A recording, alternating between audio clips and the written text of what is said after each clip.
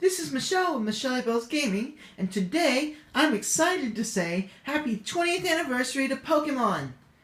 So, I have taken a picture of this collection and sent it to Pokemon, but I wanted to do a quick video just kind of going a little bit more in depth with the history of some of the things in this collection. So, sit back and listen, and I hope you enjoy the stories. So, the first thing that I wanted to say is that these games here, these DS games and these Game Boy Advance games, the American ones, I have all the boxes for them back in America. Unfortunately, I don't have them with me here in Japan because I was afraid that they would get damaged in the shipping and also take too much space. The Pokemon Game Boy Advance games that you see here, particularly the Leaf Green and the Sapphire, are my original copies that I bought when the games came out, and I still have the original boxes for them back home, as well as the wireless adapter. So those are kind of special to me just because they were the games that really got me back into Pokemon. I played Blue when it first came out, and I adored it, and I went crazy with it, and I put tons and tons of time into it. But then I went into college, and when Gold and Silver came out, and so I missed those because I had no way of getting them or playing them at the time.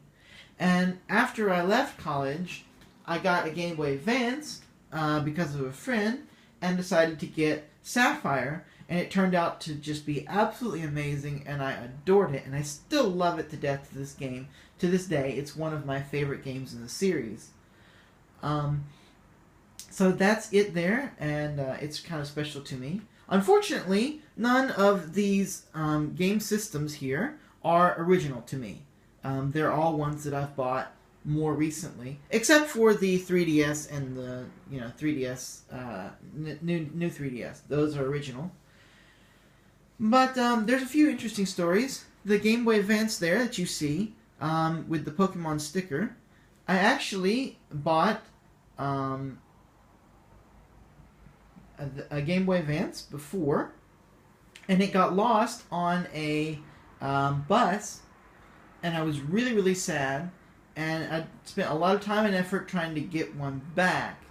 And so I did get one back eventually, and took it with me to Fukuoka when I went to visit Japan for the first time, and that's where it got that sticker on the top. And then the keychain actually came more recently from a trip that some schoolmates did, or some teachers, did to Yokohama with the class, a class trip basically. So that's really kind of special to me because it's a lost and found sort of item. Over here we have a original Game Boy, and this is not my original Game Boy, but this original Game Boy is in really great, perfect condition. And the reason is because the original owner was a young guy, maybe about 15 or 16, I think, and he passed away very young. And his Game Boy, his parents actually put it, away in the box or something in a closet and left it there. And a year or two ago, maybe 3 years ago, they were cleaning it out, and they sold it to a local store, and I went down there and picked it up because they had said, hey, we got one in, and it was in perfect condition. So I really wanted to make sure to mention that in this video so that him or his spirit or whatever is, there, maybe watching this, can be a little bit happy to know that his Game Boy is still getting played, it's still playing Pokemon, and it's still sort of getting that tribute to him that he deserves. And another tribute sort of note, this Pokemon game here is actually the Japanese Stadium, which was never released in America. What you see here, Stadium 2, is what we got first, and then this is the Gold and Silver that was released as Stadium 2 in America. The reason this particular one was not released is because it was only about half finished, and there was only, I think, around 70 or so Pokemon that you could actually use in the game.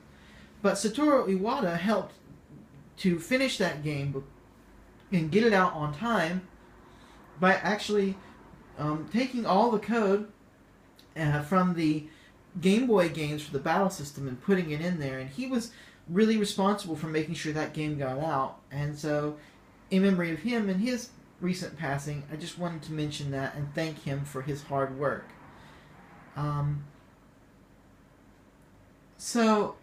Also, I wanted to mention that this Kyogre here that you see here, this plush, actually came from the original run of Ruby and Sapphire.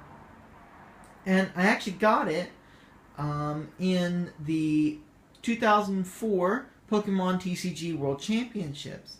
I used to play the card game very heavily, was a tournament judge, and also, played in contests and that kind of thing, ran a league.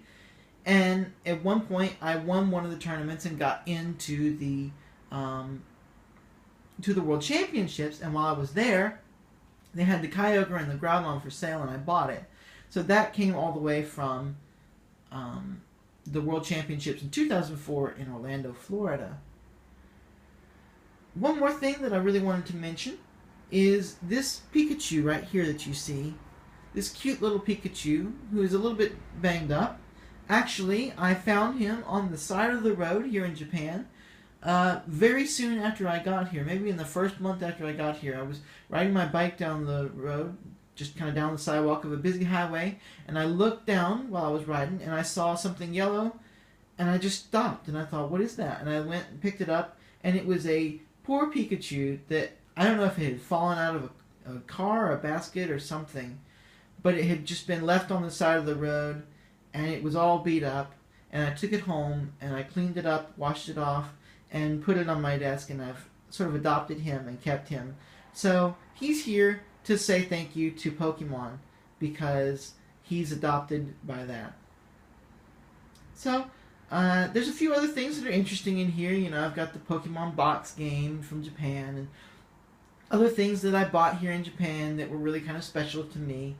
But I just wanted to take the time to say thank you to Nintendo and Pokemon, and I hope you enjoyed looking at this collection.